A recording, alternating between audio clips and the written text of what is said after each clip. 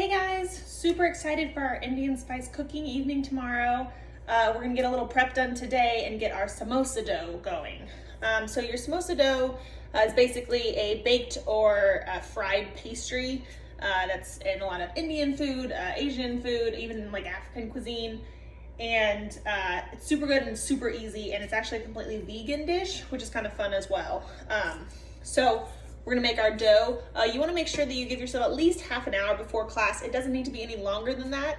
If you make this dough half an hour before class starts, then you're just gonna let it sit at room temperature covered for half an hour. If you wanna go ahead and make it today like I'm doing, then you're gonna go ahead and let it rest for 30 minutes and then put it in a sealed container and keep it in the refrigerator. And then you're gonna pull it out about 30 minutes before class starts. But, like I said, this is a super easy dough. It kind of ends up, I think, being a little bit like a pie dough, but a little bit more of a rising agent to it. So we're gonna start with 2 cups of all-purpose flour. Let's put my 2-cup guy here. You can also use like a whole wheat pastry flour for this. It makes it a little flakier, but all-purpose flour works just fine. And then in Indian cuisine, samosas are usually served with some sort of a chutney, but we're gonna serve it with our tikka masala tomorrow night. So I've got my 2 cups of all-purpose flour. I'm just gonna stick that in a bowl and mix all my dry ingredients together and then add my wet ingredients in all at once. So I've got my all-purpose flour. Gonna have 2 teaspoons of baking powder. And again, this will be that rising agent I was talking about, which separates a little bit from a pie dough. A pie dough usually doesn't have anything besides eggs and flour to kind of help it rise.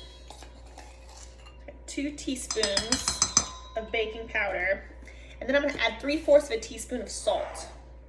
And I've just got kosher salt here. 3/4 of a teaspoon. It's a really simple dough. Those are our dry ingredients. I'm gonna give it kind of a rough stir here. And then in another container, I'm gonna get 1/4 of a cup of canola oil or vegetable oil.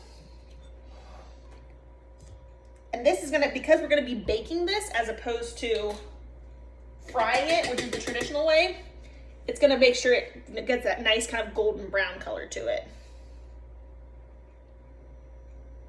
1/4 a cup of my oil, and then we're gonna do 1/2 a cup of just tap water. And add that in with my water here.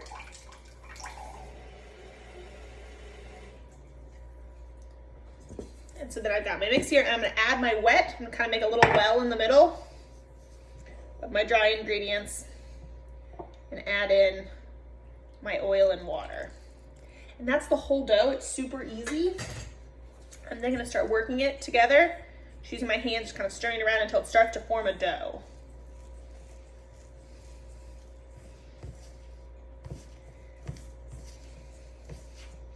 I'm starting kneading it a little bit with my hands, get it to come together.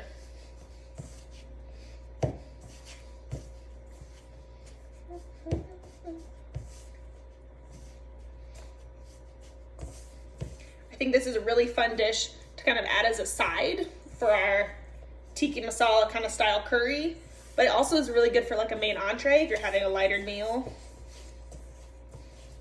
Okay, so I've got my dough. You can see it's kind of still a little messy. So I'm gonna turn it out here, and then I'm gonna add 2 more tablespoons of water to it. Kind of make it, head it down a little bit. 2 more tablespoons of tap water. Right there in the middle, add 1 at a time. Again, kind of work that dough a little bit. I want it to form a really nice dough ball. And then once it does, then we're gonna knead it for about 5 minutes.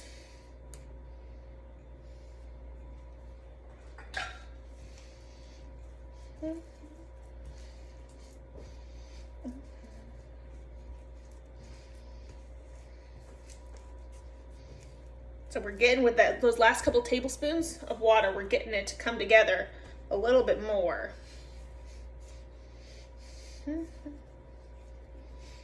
It's not gonna be a super smooth dough like a bread. It's not gonna be super fluffy like that. It's definitely gonna be more of kind of a pastry or a pie, almost like a short crust pastry. And so now I'm just kind of kneading it a little bit for about 5 minutes. We want to sort of work those glutens, get them kind of pulling together a little bit, because that's going to help what's going to hold this all together. Samosas are really cute because they're like little pockets. And ours tomorrow, like I said, is going to be completely vegan. So we're going to stuff it with a really good kind of curried potatoes and some peas and a little bit of peanuts for some crunch.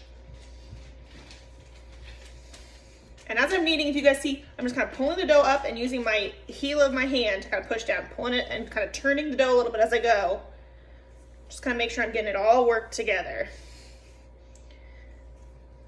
And it's not going to be a huge amount. This will make about 16 samosas.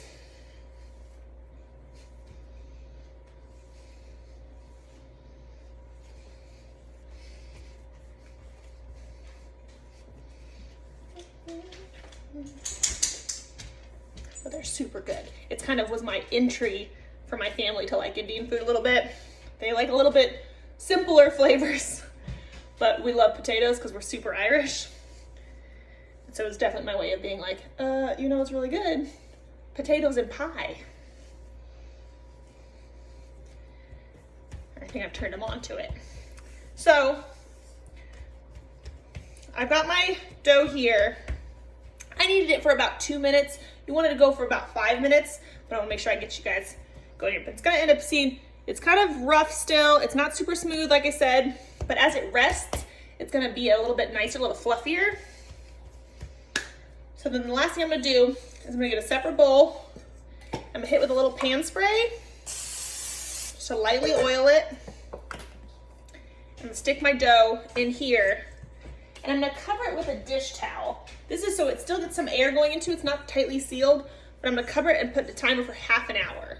So once it's like kind of rests for half an hour, then I'm going to take it out. I'm going to wrap it in plastic wrap and put it in my refrigerator overnight, and I'm going to pull it out 30 minutes before class starts.